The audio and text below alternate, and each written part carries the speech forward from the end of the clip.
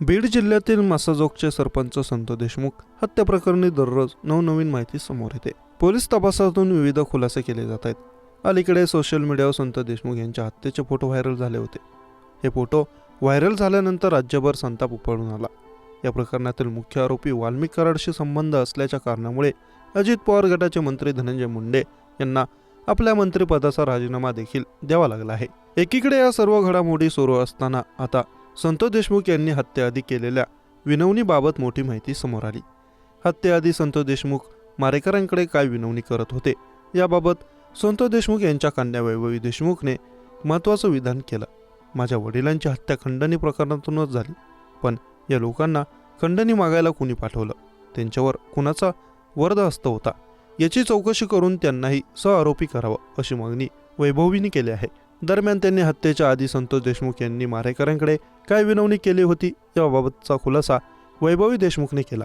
माझ्या बाबांना बेदम मारहाण करण्यात आली, ते माझे हातपाय तोडा, पण गावात आणि मुलांसाठी मला जगू द्या अशी विनवणी करत होते, पण त्यांनी कसली दया माया दाखवली नाही, ते निर्दयीपणे मारहाण करत राहिले अशी भावनिक प्रतिक्रिया वैभवने दिली आहे। बीडमध्ये 9 डिसेंबर 2024 रोजी सुदर्शन गुलेसह त्याच्या काही साथीदारांनी मासाजोगचे सरपंच संत देशमुख यांचं अपहरण केलं होतं।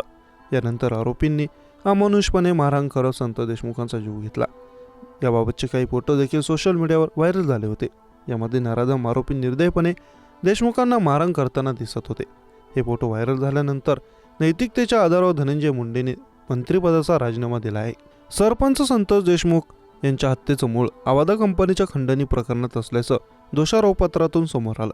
आवादाच्या 2 कोटींच्या खंडणीला सरपंच संतोष देशमुख यांनी विरोध केल्यानेच ते मारेकरांच्या टार्गेटवर आल्याचं पोलिसांनी दोषारोपपत्रात म्हटलं आहे। हत्येआधी काही दिवस कराड आणि त्याची गँग देशमुखांना जीवे मारण्याच्या धमक्या देत होते। या धमक्यांना देशमुख यांना बरे वाईट होण्याची चाहूल आधीच लागलेली होती।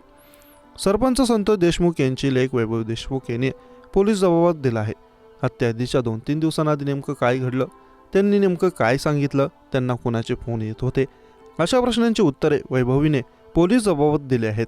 माझे काका काकू आणि आजी आजोबा मस्साजोगला राहायचे, परंतु शिक्षणासाठी माझ्या आई आणि भावासोबत मी लातूरला राहायचे, त्यामुळे माझे पप्पा नेहमीच आम्हाला भेटण्यासाठी लातूरला यायचे। 7 डिसेंबर 2024 रोजी रात्री उशिरा माझे पप्पा मस्साजोग येथून लातूरला आले। त्या दिवशी ते बरेच अस्वस्थ असल्याचं मला दिसलं। दुसऱ्या दिवशी पण पप्पा मला चिंतेत असल्याचं दिसलं। मी त्यांना काय झालं म्हणून विचारलं, तेव्हा त्यांनी मला जवळ घेऊन सांगितलं की बाळा, चांगला अभ्यास कर। त्यानंतर मी त्यांना खोलात जाऊन विचारलं, त्यावर काही सांगण्यास ते तयार नव्हते, परंतु मी त्यांना वारंवार विचारणा केली की मला सांगा पप्पा काय झाले। तेव्हा त्यांनी मला 6 डिसेंबर 2024 रोजी आवादा कंपनीमध्ये वाल्मिक अण्णांची माणसे खंडणी मागण्याकरता आणि कंपनी बंद करण्याकरता कंपनीत आल्यानंतर मी त्यांना अडवले होते असे सांगितले। तसेच कराड गँगची माणसे मला जीवे मारण्याच्या धमक्या देत असल्याचंही त्यांनी मला सांगितलं। माझं काही बरं वाईट झालं तर आई आणि विराजची काळजी घे असे ते मला म्हणाले। त्यावर मी त्यांची समजूत काढली, तुम्ही स्वतःसाठी काही करत नाहीत, तुम्ही गावासाठी करताय, त्यामुळे काही चिंता करू नका असे म्हणून मी त्यांना धीर दिला। परंतु तरीही पप्पा खूप घाबरलेले होते, त्यामुळे त्यांना खूप राग आला होता। वाल्मिक कराड हा गुंड प्रवृत्तीचा माणूस असून त्याचा बीड जिल्ह्यात दबदबा आहे, त्याला खूप माणसं घाबरतात। तसेच त्याचा जवळचा माणूस विष्णू चाटे हा मला सारखा फोन करून ठार मारण्याची धमकी देत आहे, त्यामुळे मला टेन्शन आलं आहे असं त्यानंतर मला पप्पांनी सांगितल्याचं वैभवी म्हणाली।